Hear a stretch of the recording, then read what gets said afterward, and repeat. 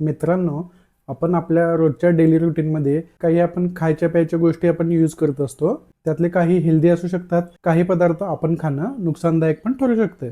पण तुम्हाला माहिती आहे काही गोष्टी अशा पण आहेत जे आपण डेली रुटीनमध्ये यूज करतोय, तर आपल्याला कधी-कधी त्याचा टॉक्सिक इफेक्ट पण आपल्याला मिळू शकतोय.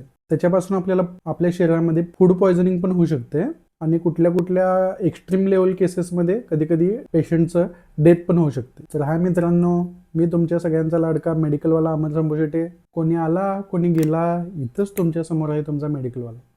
ठीक आहे, तर व्हिडिओ शेवटपर्यंत नक्की बघा. व्हिडिओ स्किप करू नका, त्याशिवाय तुम्हाला समजणार नाही. तर चला व्हिडिओ चालू करूया. मी आज तुम्हाला असे काही तुम्हाला 5 पदार्थ सांगणार आहे जे की आपण आपल्या डेली आयुष्यात खातच असतो, पण त्याच्यापासून आपल्याला ते माहीत नसते की त्याच्यापासून आपल्याला साईड इफेक्ट किंवा टॉक्सिक इफेक्ट होऊ शकतात आणि ते कधी कधी आपल्याला घातक पण ठरू शकतात. त्या गोष्टींपासून आपल्याला आपला बचाव करायचा आहे. तर लक्षात आलं? तर आता बघूया त्या 5 पदार्थांचं किंवा त्या 5 गोष्टींचं इन डिटेलमध्ये माहिती. ओके मित्रांनो, पहिली गोष्ट म्हणजे जे आपल्यासाठी टॉक्सिक आहे आणि ते आपल्याला खाणं टाळायचं आहे ते म्हणजे ग्रीन पोटॅटो. होय, हिरवं बटाटो. बटाटो हिरवं हिरवं बटाटा. मित्रांनो, तुम्ही बघितलं असेल की मार्केटमधून आपण ज्यावेळी भाजी घेतो त्यावेळी बटाटो कधी तुम्ही पूर्ण हिरवं झालेलं बटाटो बघितला असेल किंवा त्या बटाटोमधला थोडा पार्ट हिरवा झालेला बघितला असेल. बटाटोचं जे पार्ट हिरवं झालेलं असते त्याच्यात 2 गोष्टी तयार झालेल्या असतात. पहिलं म्हणजे क्लोरोफिल, ते एक पिगमेंट असते, ते त्याला हिरवं बनवत असते. आणि दुसरी गोष्ट म्हणजे सोलिनेस. क्लोरोफिल एक नॉन टॉक्सिक पदार्थ आहे, त्याच्यामुळे आपल्याला त्याचा काही साईड इफेक्ट वगैरे काही होत नाही. पण सोलोनेस जे कंटेंट्स आहे ते एकदम न्यूरोटॉक्सिक आहे आपल्यासाठी. ते आपण खाल्ल्यानंतर आपल्या शरीरात पॉयझनचं काम करत असते. जर सोलोनेस तुम्ही जास्त क्वांटिटीमध्ये जर घेत असाल तर त्याचे साईड इफेक्ट आपल्याला दिसू शकतात आपल्या शरीरात, जे की हेडेक असू दे, डोकेदुखी असू दे. हेडेक म्हणजे डोकेदुखीच. ओमिटिंग असू दे, इंटरनल ब्लिडिंग असू दे, पॅरालिसिस. तसंच एक्स्ट्रीम केसमध्ये म्हणजे हाय लेवलच्या केसमध्ये कोमामध्ये जाऊ शकते पेशंट किंवा तो पेशंट डेड होऊ शकतो. तर लक्षात ठेवा, असं जर तुम्ही हिरवं जर बटाटो खात असाल तर आत्ताच सावधान व्हा. असं तुम्ही बटाटो हिरवं खाऊ नका, ते तुम्ही फेकून द्या. इनफॅक्ट ते एकदम सेफ जागी फेकून द्या, म्हणजे कचऱ्या कुंडीत टाका, जेणेकरून कोणते प्राणी वगैरे पण ते खाणार नाहीत आणि त्यांना पण त्याच्यापासून इजा होणार नाही. तुम्ही आपल्या घंटागाडीत ते टाकू शकताय. आणि कधी कधी असं होऊ शकते की बटाटो समजा कुठंच मिळालं नाही आणि तुम्हाला बटाटो खायचंच आहे, तर असं करा आणि तुम्हाला मिळताना जर हिरवंच बटाटो मिळाले तर काय करा, जो काही त्याचा हिरवा पार्ट जो झालाय तो फक्त कट करा. कारण ते पूर्ण ते सोलिने जे इन्ग्रेडियंट आहे ते पूर्ण बटाटोमध्ये आलेलं नसते. जेवढं हिरवा पार्ट आहे तेवढ्यातच ते इन्ग्रेडियंट पसरलेलं असते, त्यामुळे तेवढं तुम्ही कट करून टाका आणि बाकीचं तुम्ही खाऊ शकताय. पण एकदम जर तुम्हाला कुठं मिळतच नसेल आणि तुम्हाला खायचं असलं तर इतर वेळी हिरवं झालेलं तुम्ही खाऊच नका. तर हे आपल्याला काळजी घ्यायचं आहे. ह्याच्यावर काही केस स्टडी पण झालेले आहे, ज्याच्यात असं बघितलं गेलं की नुसता 450 ग्रॅम फुल ग्रीन पोटॅटो, हिरवं बटाटो जर कोणी खाल्लं तर त्यातून त्याला एवढं सोलेनियस मिळते की एक हेल्दी नॉर्मल माणूस पण आजारी पडू शकतोय. आजारी म्हणजे खूपच आजारी पडू शकतोय. कसं आहे, प्रत्येकाची बॉडी वेगवेगळी असते, प्रत्येकाची डायजेस्टिव्ह सिस्टीम सगळ्यांची वेगवेगळी असते. त्यामुळे कोणावर लगेच असर करते, कोणाला थोड्या वेळानं असर करते, पण हे असर हे नक्कीच करते, हे लक्षात घ्या. आणि असं म्हणायचं नाही मी कोल्हापुरातला आहे, मी महाराष्ट्रातला आहे, मला काय होते, मला कायच होत नाही, माझं शरीर एकदम भारी आहे, कायच होत नाही, आत्तापर्यंत मी एवढं सगळं खाल्लं आणि हे काय आपलं काय बिघडवणार आहे, त्या भ्रमात काय राहू नका. व्यवस्थित आपली काळजी घ्या. तर हिरव्या बटाट्यापासून आपल्याला नेहमीच आपला बचाव करायचा आहे आणि ते खाण्याचं टाळायचं आहे. ओके, आता दुसरी गोष्ट बघूया आपण. दुसरी गोष्ट जी की आपल्याला खायचं टाळायचं आहे ते म्हणजे जायफळ. त्याला इंग्लिशमध्ये नटमेग म्हणतात. इंग्लिशमधलं जाऊ दे, आपलं जायफळ लक्षात ठेवा. कुठं ते नटमेग आणि काय करत बसताय की नाही. तर आपल्या भारतात जायफळ हे आपल्या पूर्ण मसाल्यामध्ये वापरले जातात. आपल्या भाजीमध्ये किंवा आपल्या पूर्ण मसाल्याच्या पदार्थामध्ये जायफळ हे वापरलं जाते. जायफळमध्ये मेनली एक ॲक्टिव्ह इन्ग्रेडियंट असते, त्याचं नाव आहे मायरिस्टिसिन. आपण जायफळ खाल्ल्यानंतर ज्यावेळी हे आपल्या बॉडीमध्ये जाऊन ब्रेकडाऊन होत असते त्यावेळी आपल्या शरीरात एक दुसरंच कंपाऊंड तयार होते, आपल्या नर्वस सिस्टीमवर त्याचा अफेक्ट होत असते. आणि जर त्याचा ओव्हरडोस आपल्यावर झाला तर त्याच्यामुळे पण खूप साईड इफेक्ट होऊ शकतात. त्याच्यामुळे आपल्याला डिझिनेस, कधी कधी चक्कर येते, कधी कधी आपल्याला मळमळते, कधी कधी उलटी आल्यासारखं वाटते, कधी कधी हेडेक पण होते. एक केसमध्ये हॅल्युसिनेशन पण होऊ शकते. हॅल्युसिनेशन म्हणजे काय, एखादं पेशंट असं असते की त्याला असं काही वेगळंच होत असते, त्याला असं वाटत असते मी बघालोय एक आणि वेगळंच व्हायले काय तर, किंवा मी हवेत उडालोय, किंवा मला दुसरीच काहीतरी दिसाले, असं पण होऊ शकते. म्हणजे जरा कमी ते गुंगीत असल्यासारखं. लक्षात आलं? जायफळवर काही केस स्टडी पण झालेत. त्यातले 2 केसेस मी तुम्हाला सांगतो. त्यात एक 17 वर्षाची मुलगी असते. ती काय करते, जायफळचं 50 ग्रॅम पावडर त्याचं मिल्कशेक तयार करून पित्या आणि ते पिल्यानंतर जवळजवळ तिच्यात 1 ते 1.5 तासात एकदम सिव्हिअर सिम्पटम्स तिच्यात यायला लागले, म्हणजे एकदम खूप साईड इफेक्ट तिच्यात यायला लागले 1 ते 1.5 तासामध्ये. तिला हॅल्युसिनेशन व्हायला लागलं, डिझिनेस व्हायला लागलं, हेडेक व्हायला लागलं, वॉमिटिंग व्हायलं, इंटरनल ब्लिडिंग तर खूप व्हायलं आणि खूप चक्कर आल्यासारखं पण व्हायला लागलं तिला. ज्यावेळी तिला हॉस्पिटलाइज केलं आणि ज्यावेळी तिच्यावर ट्रीटमेंट चालू झालं त्यावेळी रिपोर्टमधून असं कळालं की ही लक्षणं तिच्यात दिसल्यात ते हे सगळं फक्त जायफळमुळे झालेलं आहे. अजून एक केसमध्ये एक 37 वर्षाची लेडीज होती, ती फक्त 10 ग्रॅम जायफळचं पावडर घेतली, तिच्यात पण हेच सगळे सिम्पटम्स आढळून आले आणि तिच्या ट्रीटमेंटमध्ये पण सेम हे सगळं आढळून आलं आणि सेम ट्रीटमेंट तिच्यावर झालं आणि लक्षात आलं की जायफळच्या ओव्हरडोसमुळे हे सगळे प्रॉब्लेम व्हायलेत.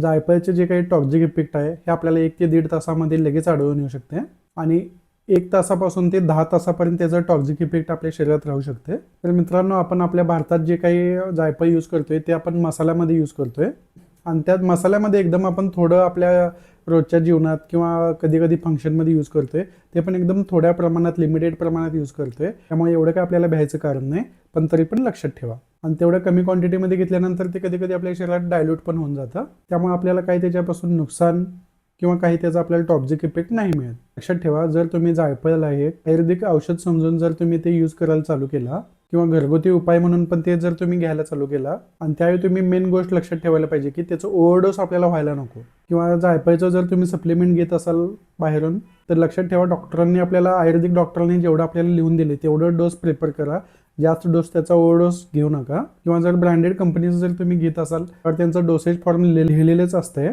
तसं तुम्ही घ्या. नसलं तर आपल्या डॉक्टरांचा सल्ला जरूर घ्या त्या बाबतीत. फक्त ते घ्या पण ओव्हरडोस त्याचा घेऊ नका. जेवढं आपल्याला सांगितलंय डॉक्टरांनी तेवढं जर आपण घ्यायलो तर काही अडचणी आपल्याला एकदम त्याचा चांगला इफेक्ट मिळू शकते. जर त्याचं तुम्ही ओव्हरडोस घ्यायला चालू केला तर त्याचं खरोखर आपल्याला साईड इफेक्टही होऊ शकते, लक्षात घ्या. तर आता पुढचं गोष्ट जी आपल्याला खायचं नाही आहे ते म्हणजे बिटर आल्मंड, म्हणजे कडू बदाम असतात. ते कडू नसतात, टेस्टला कडू असतात, तसं कडू नसतात, ते फक्त टेस्टला कडू असतात. मार्केटमध्ये आपल्या अवेलेबल असते त्याची नॉर्मल टेस्ट असते, म्हणजे जरासं गोड लागते ते बदाम आणि थोडंसं कडवट बदाम, जे की आपल्या रेग्युलर किराणामध्ये वगैरे मिळते. ते एकदम सेफ असते, काय अडचण नाही. पण आपल्याला कडवट बदाम आपल्याला खायचं टाळायचं आहे. का टाळायचं आहे ते आता तुम्हाला सांगतो मी.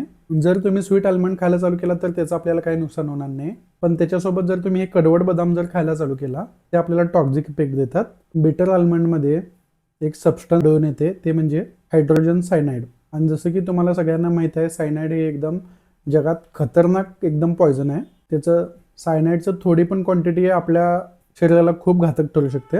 बिटर आल्मंडचं टेस्ट करण्यासाठी काही केस स्टडी पण झालेले आहेत. त्याच्यात असं आढळून आलं की कडवट बदाम जर तुम्ही खाल्ला 6 ते 10 आपल्या शरीरामध्ये सिरियस पॉयझनिंग करू शकते. आणि जर तुम्ही ओव्हर कॉन्फिडन्समध्ये गेला आणि मला काय होते म्हणून जर 20, 25, 30 बदाम कडवट बदाम जर खायला गेला तर मग काय तो विषय गोलच आहे. तर त्यामुळे विषय तुमचा गोलच होऊ शकतो. लक्षात आलं काय, गोलच म्हणजे काय. हां, आणि महत्त्वाचं म्हणजे जर तुम्ही बारीक असाल, तुमचं वजन कमी आहे, तुम्ही जर अंडरवेट आहे, तर त्या केसेसमध्ये तर ह्याच्यापेक्षा जास्त धोका निर्माण होऊ शकतोय हे कडवट बदाम खाल्ल्यामुळे. कारण ह्या टाईपमध्ये एकदम कमी क्वांटिटीमध्ये कडवट बदाम खाल्लं तरी पण ते आपल्याला नुकसानदायक ठरू शकते. मुद्दाम असं कोण खात नाही कडवट बदाम. जर तरी पण तुमच्या समजा जर तुम्ही बदाम खात असाल तर त्यात तुम्हाला जर कुठलं कडवट बदाम जर आला असेल तर ते लगेच फेकून द्या, ते खाऊ नका. असं म्हणू नका एक बदाम कोण बघतो त्याला काय होते, तसलं काही करू नका. तर त्यामुळं चांगल्या क्वालिटीचं आणि चांगल्या दुकानातून आणि ब्रँडेड बदाम हे घ्या आणि असं बदाम घ्या की त्यात कडवट बदाम नको आहेत. आणि चौथं गोष्ट आपल्याला खायचं नाही आहे ते म्हणजे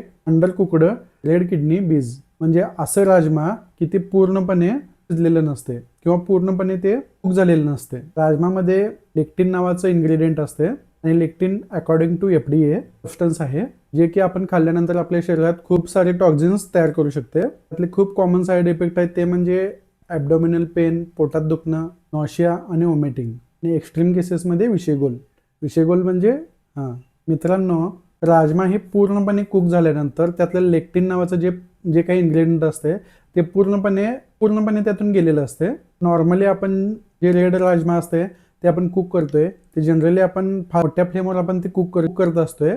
त्यामुळे त्यातलं ते लेक्टिन नावाचं इन्ग्रेडियंट हे गेलेलं असते आणि त्यामुळे आपल्याला काही नुकसान पण होत नाही. काही केसमध्ये जर ते पूर्णपणे कुक झालेलं नाही आहे किंवा आपण ते कच्चंच खाल्लोय तर सिरियस लेवलचे साईड इफेक्ट आपल्या शरीरामध्ये होऊ शकतात. कुछ केसेस स्टडी पण झालेले आहेत राजमावर, फक्त 5 ते 6 दाणे त्याचे जर तुम्ही कच्चं तसंच खाल्ला, खूप सिरियस साईड इफेक्ट त्यांच्यात दिसून आलेले आहेत. खूप जास्त टॉक्झिसिटी होऊ शकते. लक्षात ठेवा, ही काळजी तुम्ही घ्यायचं आहे. आणि मेन लक्षात ठेवा, ज्यावेळी तुम्ही हे राजमा तुम्ही जेवणासाठी घेत असताय तर लक्षात ठेवा की 1 ते 2 तास पहिल्यांदा ते नॉर्मल पाण्यात ते भिजवा आणि त्याच्यानंतर ते मोठ्या फ्लेमवर असं शिजवा की पूर्णपणे ते शिजल्यानंतर त्यातून इन्ग्रेडियंट ते निघून जाते. त्यामुळे आपल्याला त्याच्यापासून काही टॉक्झिसिटी निर्माण होणार नाही. जरा सुद्धा ते कच्चं राहिलं तर खाऊ नका, कारण जरा सुद्धा कच्चं राहिलं तर त्यात ते लॅक्टिन नावाचं इन्ग्रेडियंट तयार होते आणि ते आपल्याला घातक ठरू शकते. इनफॅक्ट काही केस स्टडीमध्ये असं पण आढळून आले की तुम्ही ते पूर्णपणे कुक करून खाल्ला नाही किंवा ते कच्चंच खाल्ला किंवा नुसता पाण्यात भिजवून तसंच ते खाल्ला, त्यातलं ते लेक्टिनचं कॉन्सन्ट्रेशन असते ते खूप जास्त वाढते. त्यामुळे जवळजवळ 5 पट त्याचं प्रमाण वाढू शकते. मग लक्षात ठेवा, इथून पुढं पूर्णपणे त्याला 2 तास भिजवून ठेवा.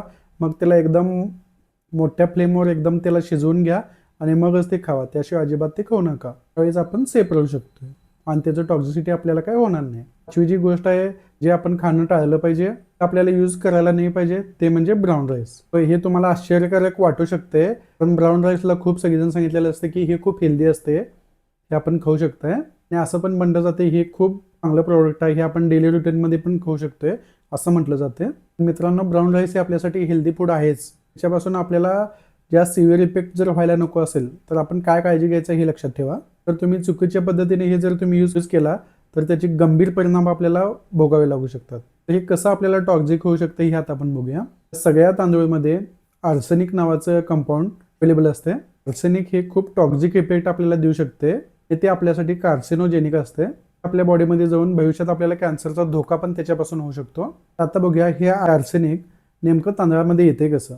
तांदळाचं शेती असते आणि ते तांदळाच्या शेतीमध्ये ते व्यवस्थित वाढून येण्यासाठी खूप त्याच्यात त्याच्यामध्ये घातलं जातं. खूप सारे पेस्टिसाइड्स त्यात घातलेले असतात आणि खूप प्रकारचे त्यात औषधं पण घातलेली असतात. त्या सगळ्या केमिकल्समध्ये आर्सेनिक खूप प्रमाणात असते आणि तांदळामध्ये एक असं ताकद असते ती की जे मातीमधलं जे काही आर्सेनिक असते ते एकदम ओढून घ्यायचं काम हे तांदूळ करत असते. त्या आर्सेनिकला ते जास्त ऍब्झॉर्ब करून घेते. हे केमिकल्स आजकाल हे पेस्टिसाइड सगळ्या शेतामध्ये युज होतात, पण तांदूळ हे एक असं प्रोडक्ट आहे आर्सेनिक ऍब्झॉर्ब करायचं ताकद त्यात जास्त असते. त्यामुळे तांदळामध्ये आर्सेनिकचं कॉन्सन्ट्रेशन खूप वाढते. आता काय होतं, हे जर आपण असंच खायला गेलो तर आपल्या बॉडीमध्ये ते हळूहळू आर्सेनिक अक्युमुलेट होत जाते. आर्सेनिकची खास गोष्ट आहे जी की आपण हळूहळू जर थोडं थोडं रोज खात गेलो तर ते आपल्या शरीरात जमा होत जाते आणि हळूहळू over the period of time हळूहळू त्याचं कॉन्सन्ट्रेशन वाढते आणि ज्यावेळी त्याचं कॉन्सन्ट्रेशन खूप वाढते त्यावेळी हे आपल्या शरीरात टॉक्झिसिटी तयार करते. त्यावेळी आपल्याला त्याचं टॉक्झिक इफेक्ट मिळतात. त्यावेळी ते आपल्या शरीरामध्ये कॅन्सरला कारणीभूत ठरू शकते. आणि जर तुम्ही ब्राऊन राईसचं आणि व्हाईट राईसचं जर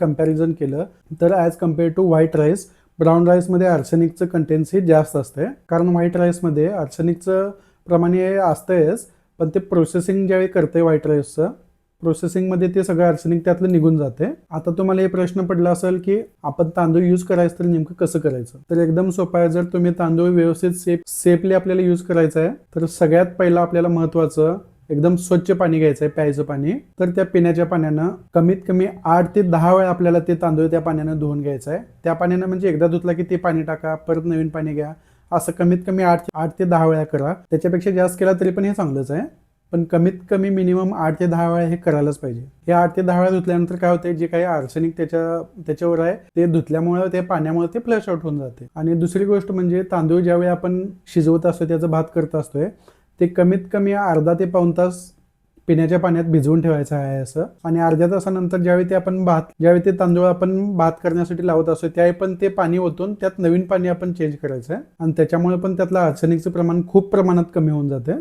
तर हे 2 प्रिकॉशन आहेत त्याच्यासाठी. हे जर तुम्ही डेली रुटीनमध्ये ऍड केला तर खूप चांगला फायदा आपल्याला त्याच्यापासून आपल्याला होऊ शकतोय. आणि आपल्या भारतामध्ये तर काय तुम्हाला माहितच आहे, हे सगळ्या गोष्टी यूज होतातच.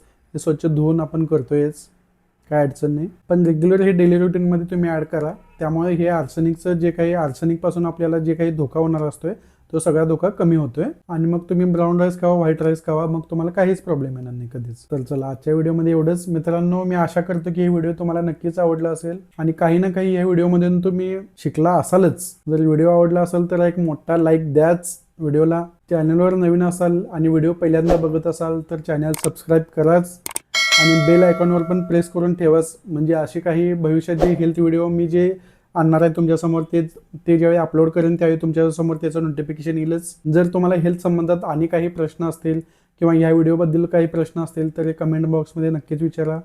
आणि भविष्यात तुम्हाला आणि कोणत्या गोष्टीचा व्हिडिओ पाहिजे असेल तर ते पण तुम्ही कमेंट बॉक्समध्ये नक्की सांगा.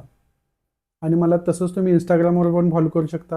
हे डिस्क्रिप्शनमध्ये इंस्टाग्रामचं लिंक आहेच, फेसबुकचं पण लिंक आहेच. तर चला, मी तुमच्या सगळ्यांचा लाडका मेडिकलवाला अमर संभू शेटे आता मी तुमची रजा घेतो.